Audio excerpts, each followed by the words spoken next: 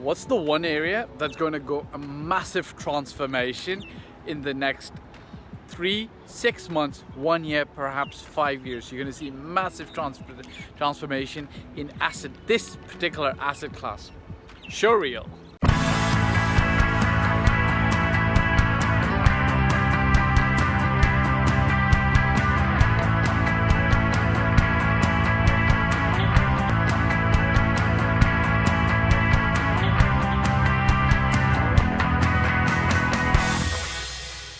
Okay, welcome back. That one area, if you can see behind me, it's the Carrefour Fulfillment Center, okay? Obviously, they've got a click and collect sign as well, where you can essentially order online and you can basically just drive down here and collect from here. But fulfillment centers, warehouses, and the effect that they're going to have on office space, retail space, malls is going to be so big in the next 5-10 years. Like, the weird pandemic that happened last year completely transformed the way people buy things, the way people order things, the way people shop, the retail experience. So I've got a lot of investors coming and still asking me, what do you think of the office or the commercial space? And I gotta say this, look, I have no crystal ball to predict the future, but this is a space that's going to transform immensely. So you need to watch out and keep an eye on these. About 8 months ago, 10 months ago, I made a video about warehouses being the new malls.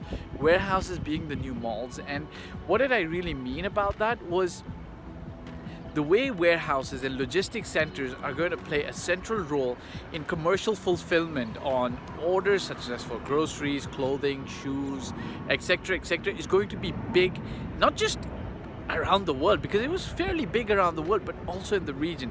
Something that a lot of people don't know is, whereas global e-commerce before the weird pandemic started was at about 14 to 15% globally, the Middle East or the regional e-commerce, or people shopping online and getting their orders fulfilled online, was at 4.5%. This is not me, this is Jones Lang LaSalle, that was in a symposium, a conference, was talking and making a point on these statistics. And I believe that during the last weird pandemic situation that's just happened, that's still going on, I think, personally speaking, that would have jumped from 4.5 to perhaps maybe 15-20% even more. What you see behind me is a Carrefour Fulfillment Center.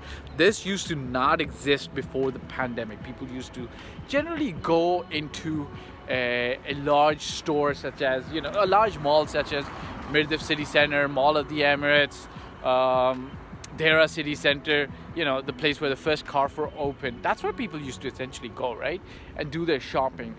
But obviously, with the whole weird pandemic and people ordering online, Carrefour had to do this, right? They've got a fulfillment center that you can't just walk in and shop. It's essentially taking orders online, fulfilling them, and dispatching them. I can't tell you the number of things and the number of boxes that are coming to my house, because we're kind of like shopping online. Everybody's been doing that, but it's still new to this region. Now, how does this impact retail, commercial space down the line? You got to understand something. This is how malls operate, okay? Not just in the UAE, but everywhere else in the world. So I'll help you, and perhaps it'll be some basic understanding. Perhaps you already know this. All malls have an anchor store, okay? Anchor stores are generally, for instance, in Dubai, they're like Carrefour. Dubai Mall has its own anchor stores, might be Waitrose, others. Generally speaking, anchor stores are big stores that pull tons of foot traffic. And the way the mall operates is the anchor stores pull in tons of mall traffic, which then, after they've done their business at the anchor store, so you would imagine after you've shopped at the anchor store, you would obviously, while you're walking out of the mall, get pulled in by the other stores. Where does this put malls vis-a-vis when anchor stores are no longer in the malls, right? They're in fulfillment centers.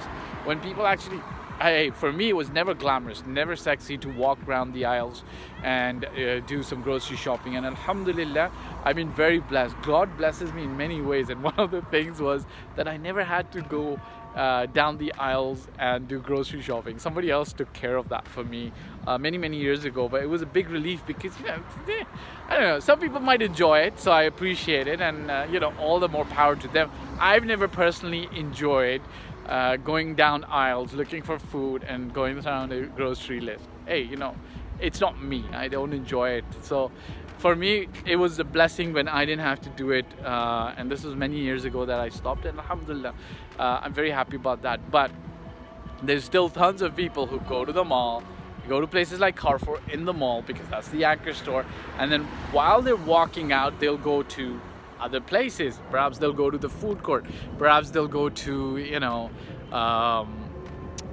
shop for gifts for their friends or family or wives or husbands and so on and so forth. So where does that put us in respect to the changing landscape or the changing face of commercial real estate, not just Dubai but the world over?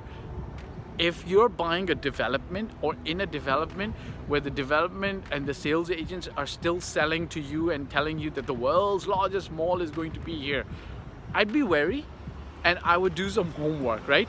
What if that mall has to be converted into something else further down the line, right? Because people are shopping online. Now, I do predict, alhamdulillah, Dubai is very adaptive. So what Dubai is going to do is, you know, all these malls, all these spaces, you're going to start seeing them get transformed, right? What do I mean by transformed? So, you know, so what if people can buy online? Great.